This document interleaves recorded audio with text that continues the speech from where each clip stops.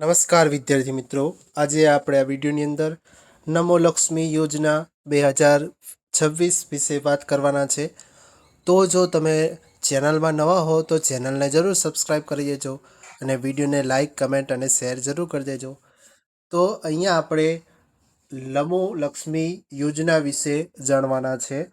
તો આના પહેલાં જો તમે વહાલી દીકરી યોજના ના જોઈ હોય તો અહીંયા તમને આઈ બટન ઉપર દેખાતું હશે.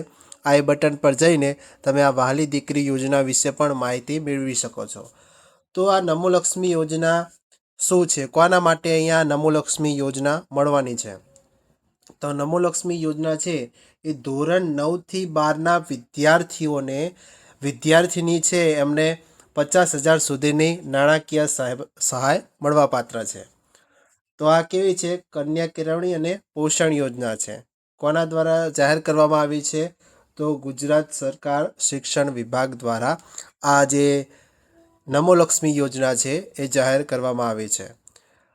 ત્યાર પછી આગળ વાત કરીએ કે આ યોજના જે છે એ યોજનાનો મુખ્ય ઉદ્દેશ શું છે? શા માટે આ યોજના અમલમાં મૂકવામાં આવી છે? તો આ યોજનાનો મુખ્ય ઉદ્દેશ જાણી લઈએ. તો સૌથી પહેલી વાત કરીએ તો અભ્યાસ પૂર્ણ કરાવો. કે તમને ખબર છે કે ઉચ્ચ માધ્યમિકમાં શિક્ષણ પૂર્ણ થાય તે સુનિશ્ચિત કરવું ખૂબ જ જરૂરી છે. એટલા માટે તેમને કોઈ દખલ ના થાય એટલા માટે અહીંયા અભ્યાસ પૂર્ણ કરાવવો દીકરીને કે બરાબર, તો એમને અહીંયા અભ્યાસ પૂર્ણ કરાવવાનો મુખ્ય ઉદ્દેશ્ય રાખેલો છે. બીજી વાત કરીએ તો ડ્રોપઆઉટ રેશિયો ઘટાડવો. કે અત્યારે તમને ખબર છે કે ઘણી વિદ્યાર્થીનીઓ ભણતી નથી, ડ્રોપઆઉટ લઈ લે છે. તો વચ્ચેથી શાળા છોડી ના દે એટલા માટે કન્યાઓનું પ્રમાણ અહીંયા અટકાવવાની વાત કરેલી છે. ડ્રોપઆઉટ રેશિયો ઘટાડવાની વાત કરેલી છે. ત્યાર પછી આગળ વાત કરીએ તો શિક્ષણમાં સુધારો, એટલે કે શિક્ષણનું જે સ્તર છે અને એની ગુણવત્તામાં સુધારો લાવવા માટે પણ આ જે નમો લક્ષ્મી યોજના અમલમાં મૂકવામાં આવી છે. બીજી આગળ વાત કરીએ તો પોષણમાં સુધારો, કે કન્યાઓને જે સ્વાસ્થ્ય અને પોષણના સ્તરમાં સુધારો થઈ શકે એટલા માટે પણ આ સહાય પેટે તમને જે રાશિ તમને જે મળે છે એ તમને સહાય પેટે મળવાની છે. ત્યાર પછી આગળ વાત કરીએ તો સશક્તિકરણ. તો દીકરીઓને શિક્ષણ દ્વારા પોતે આત્મનિર્ભર બની શકે એટલા માટે પણ આ યોજનાનો મુખ્ય ઉદ્દેશ્ય જોવા મળે છે. અને બીજું એક સૌથી અગત્યનું કહીએ તો એમનું ઉજ્જવળ ભવિષ્ય બની શકે, કે સમાજમાં પોતે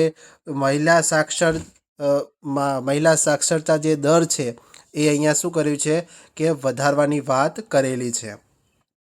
ત્યાર પછી આગળ જઈએ કે કુલ સહાયનું માળખું કેટલું જોવા મળશે, કે કેટલી સહાય તમને અહીંયા મળવાની છે? તો અહીંયા કુલ 50,000 જેટલી સહાય તમને મળવાપાત્ર રહેશે. સહાયનું જે માળખું છે એ માળખું તમને કઈ રીતે મળશે? ડાયરેક્ટ તમને 50,000 તમારા ખાતામાં આવી જશે? તો ના, ડાયરેક્ટ તમારા ખાતામાં 50,000 નહીં આવે. તો કઈ રીતે મળવાનું છે 9થી 12ની અંદર? તો સૌથી પહેલાં તમે જોઈ શકો છો કે ધોરણ 9ની અંદર પહેલાં 10,000 મળશે, પછી ધોરણ 10ની અંદર તમને 10,000 મળશે, ધોરણ 11ની અંદર 15,000 મળશે અને ધોરણ 12ની અંદર 15,000 મળશે. એમ ટોટલ જે રાશિ છે એ આપણે વાત કરીએ તો ધોરણ 9થી 12માં 4 વર્ષ દરમિયાન તમને કેટલી ટોટલ 50,000 જે રકમ છે, જે સહાય એ મળવાપાત્ર રહેવાની છે. ત્યાર પછી આગળ વાત કરીએ તો અહીંયા મહિનાની વાત કરીએ, બરાબર, કે હવે આ તો માહિતી તમને ખબર છે. તો દર વર્ષે આપણે કેટલી થાય? તો દર વર્ષે 10,000. ધોરણ 9 અને 10ની સહાયની વિગતની વાત કરીએ તો દર વર્ષે તમને 10,000 મળવાપાત્ર રહેશે. ધોરણ 9 અને 10 માટે વાત કરેલી છે. તો એ વાર્ષિક કેટલી 10,000 મળશે? પ્રતિ વર્ષ 10,000 એટલે ધોરણ 9 અને 10ની અંદર. તો માસિક એટલે કે મહિનામાં કેટલું થશે? તો માસિક સહાયની વાત કરીએ તો 500 × 10 મહિના એટલે કે 5,000 રૂપિયા એ રીતે મળવાની છે. અને બોર્ડ પાસ પ્રોત્સાહન એટલે કે ધોરણ 10ની બોર્ડ પરીક્ષા તમે પાસ કરશો ત્યારે તમને આ બીજા 5,000 મળવાપાત્ર રહેવાના છે. અને આ તમને કઈ રીતે મળવાની છે? તો ડાયરેક્ટ બેંક ટ્રાન્સફર દ્વારા તમને સીધા તમારા બેંક ખાતામાં આ તમને જોવા મળવાની છે. ત્યાર પછી આગળ વાત કરીએ તો ધોરણ 11-12ની અંદર તમને કઈ રીતે સહાય મળવાની છે. તો ધોરણ 11-12માં દર વર્ષે તમને 15,000 મળવા પાત્ર રહેશે. બરાબર, વાર્ષિક સહાય 15,000 ધોરણ 11માં મળશે અને 12માં પણ 15,000 એ રીતે પ્રાપ્ત વાર્ષિક સહાય તમને 15,000 મળવાની રહેશે. હવે અહીંયા મહિનામાં કેટલી સહાય મળશે. તો દર મહિને તમને 750 એમ ટોટલ 10 મહિના સુધી મળશે, એટલે 7,500 તમને અહીંયા જોવા મળશે. ત્યાર પછી બોર્ડ પાસ એટલે કે ધોરણ 12માં તમે જ્યારે ધોરણ 12 પાસ કરશો ત્યારે બીજા 7,500 તમને મળશે અને જો પાસ નહીં કરો તો 7,500 નહીં મળે. બરાબર, એની ચૂકવણી પણ તમને ડાયરેક્ટ બેંક ટ્રાન્સફર દ્વારા સીધા બેંકની અંદર તમને જોવા મળવાની છે. હવે એવો પ્રશ્ન થાય કે કોને લાભ મળી શકે, કે બધા વિદ્યાર્થીઓને લાભ મળી શકે. તો અહીંયા માહિતી આપેલી છે કે એની પાત્રતા શું રહેવાની છે. તો ધોરણ 9 અને 9થી 12માં અભ્યાસ કરતી જે વિદ્યાર્થીનીઓ છે એમને લાભ મળી શકે છે. પછી સરકારી અને અનુદાનિત એટલે કે ગ્રાન્ટેડ શાળાઓ છે એમની જે વિદ્યાર્થીનીઓ છે એને લાભ મળી શકે છે. પછી ખાનગી માન્યતા પ્રાપ્ત શાળાઓની વિદ્યાર્થીઓને પણ આ લાભ મળી શકે છે. ત્યારબાદ કુટુંબની વાર્ષિક આવક 6 લાખ સુધી હશે અથવા 6 લાખથી ઓછી હોય તો જ તમે આનો લાભ લઈ શકો છો નમો લક્ષ્મી યોજનાનો. ત્યાર પછી બીજું શું છે કે તમારે આટલી વસ્તુ થાય તો ચાલે, તો ના, તમારી શાળામાં નિયમિત હાજરી હોવી જરૂરી છે. બરાબર, સામાન્ય રીતે 70થી 80% જેટલી હાજરી હશે તો જ તમને જોવા મળતી હોય છે. તો તમારે શાળામાં નિયમિત હાજરી હોવી અહીંયા ખૂબ જ જરૂરી છે. તો હવે અહીંયા કોને કેટલી વિદ્યાર્થીઓને લાભ મળી શકે છે. તો 10 લાખ કરતાં પણ વધારે રાજ્યની જે વિદ્યાર્થીનીઓ છે એને આ યોજનાનો સીધો લાભ જોવા મળવાનો છે. બરાબર, હવે અરજી કઈ રીતે કરવાની રહેશે. તો અરજી કરવા માટે તમારે તમારી શાળામાંથી જ મહત્ત્વની નોંધ આપેલી છે કે વિદ્યાર્થીએ પોતે કોઈ ઓનલાઈન ફોર્મ ભરવાનું નથી, પરંતુ તમારી શાળાના જે આચાર્ય હોય અથવા તો જે નોડલ ઓફિસર હોય જે આ ફોર્મ ભરતા હોય એના દ્વારા જ તમે પોર્ટલ પર એન્ટ્રી કરવાની રહેશે. બરાબર, એક વિડીયો આપણે નમો પોર્ટલવાળો વિડીયો બનાવે છે, તો એ વિડીયો પણ તમે અહીંયા આઈ બટન પર જઈને એકવાર ખાસ જોઈ લેજો. એ જે શાળાઓમાંથી જે ફોર્મ ભરવામાં આવે છે કે બંને માટે એ આપણે ચેક કરી લેવાનું છે. નમો સરસ્વતી યોજના માટે પણ બે યોજના માટે એક જ પોર્ટલ અહીંયા આપવામાં આવી છે જે શાળાઓ માટે આપવામાં આવે છે. શાળાઓને કઈ રીતે ટ્રેક કરવી, બરાબર, કે કેટલા વિદ્યાર્થીઓ અહીંયા ફોર્મ ભર્યું છે બધું જ તમને નમો પોર્ટલમાં જોવાનું મળવાનું છે. બરાબર, તો અહીંયા જે વિદ્યાર્થી શું કરશે કે સૌથી પહેલાં વિદ્યાર્થી જે છે એ શાળાએ જશે. શાળા તરફથી તમારી ઓનલાઈન એન્ટ્રી કરવામાં આવશે.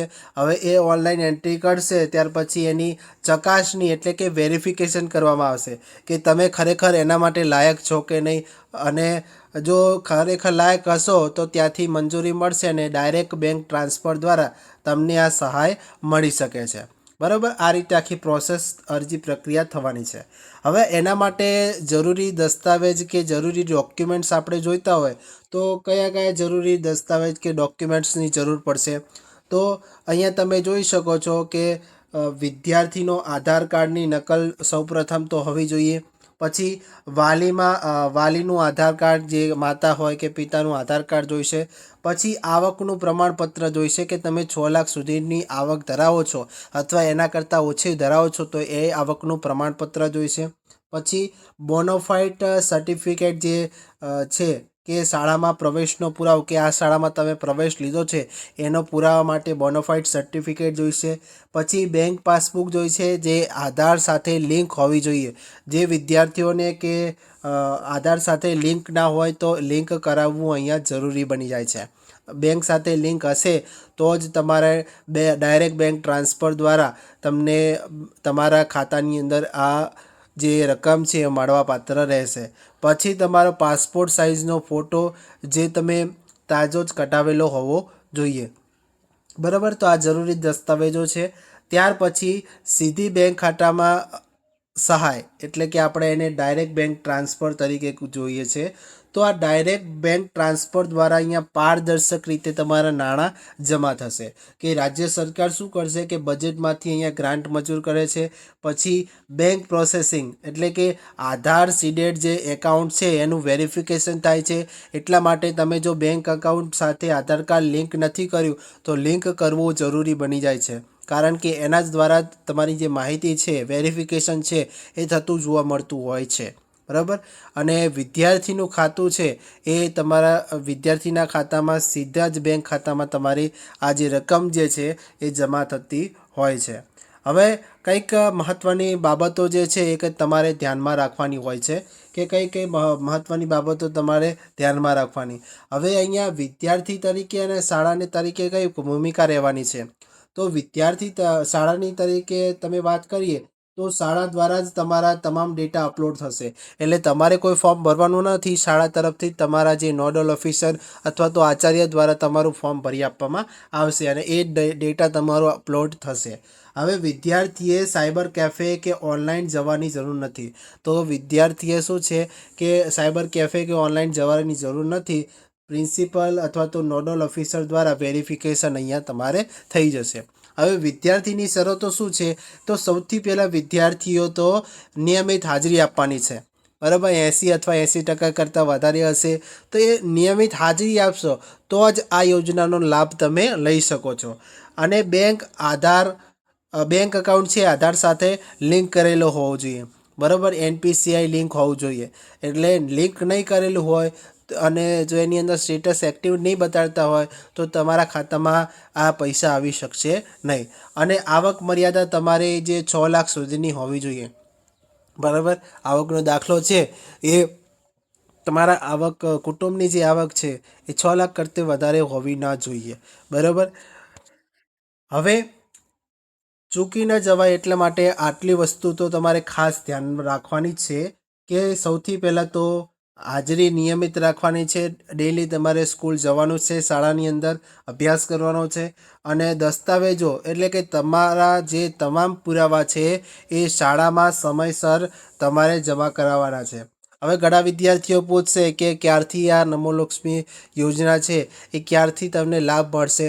તો એના માટે તમારે શું છે તમારા આચાર્યશ્રી જે શાળાના આચાર્યશ્રી હોય એમને વધારે માહિતી માટે તમે ત્યાં જઈને તમે સંપર્ક કરી શકો છો.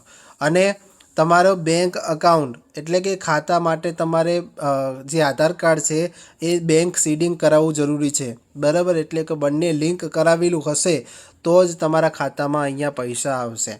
બરાબર, હવે આ જો યોજના તમને ગમી હોય તો વિડીયોને લાઈક કરી દેજો.